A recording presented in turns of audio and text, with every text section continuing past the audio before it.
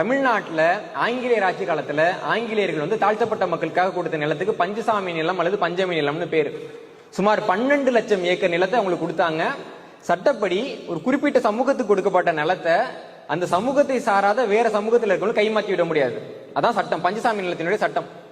ஆங்கிலேயர் காலத்தில் கொடுக்கப்பட்ட 12 லட்சம் ஏக்கர் நிலம் இருந்தும் தமிழ்நாட்டிலேயே வந்துட்டு கொஞ்சம் மக்கள் வந்து ரொம்ப ஏழ்மையிலே இருக்கிறாங்க, வேலை வாய்ப்பு இல்லாமல் இருக்கிறாங்கன்னு பாக்குறப்போ அந்த 12 லட்சம் ஏக்கர் நிலத்துல ஏதோ ஒரு 10 லட்சம் ஏக்கர் நிலம் காணாம போயிட்டுங்க. 10 லட்சம் ஏக்கர் பஞ்சமி நிலங்கள் பகுத்தறிவு திராவிட ஆட்சியில காணாம போச்சு. மா கருப்பசாமிங்கிறவர் ஆர்டிஐ போட்டு வாங்கின தகவல் இது, கவர்மெண்ட் கொடுத்த தகவல். 10 லட்சம் ஏக்கர் நிலம் காணும். பிராமணருக்கு வந்துட்டு ஏதோ 1 ஏக்கர் நிலம் கொடுத்தாரு, 2 ஏக்கர் நிலம் கொடுத்தாருன்னு சொல்லி அழுது புரண்டு சட்டை கிழிச்சிட்டு இருக்க அந்த பைத்தியங்களை பார்த்து கேட்கிறேன், 10 லட்சம் ஏக்கர் நிலத்தை காணும்.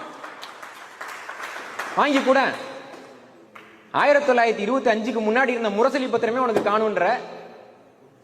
எங்க போச்சு அந்த பத்திரம்? திடீர்னு என்ன நல்லா முளைச்சு வருது அவங்களுக்கு எல்லாம் தமிழ்நாடு முழுக்க. அப்போ நிலம் காணாமல் போனதான் பிரச்சனைன்னா விஜயநகர ஆட்சியிலே விவசாயிகளிடமிருந்து பிடுங்கப்பட்ட நிலத்தை பத்தி பேசுங்க.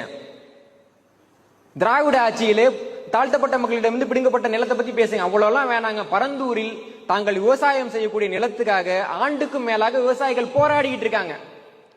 மேல் மாவுல சிப்காட்டுக்கு எதிராக விவசாயிகள் போராடினாங்க. இவர்களிடமிருந்தெல்லாம் இன்னைக்கு இருக்கக்கூடிய அரசு தானே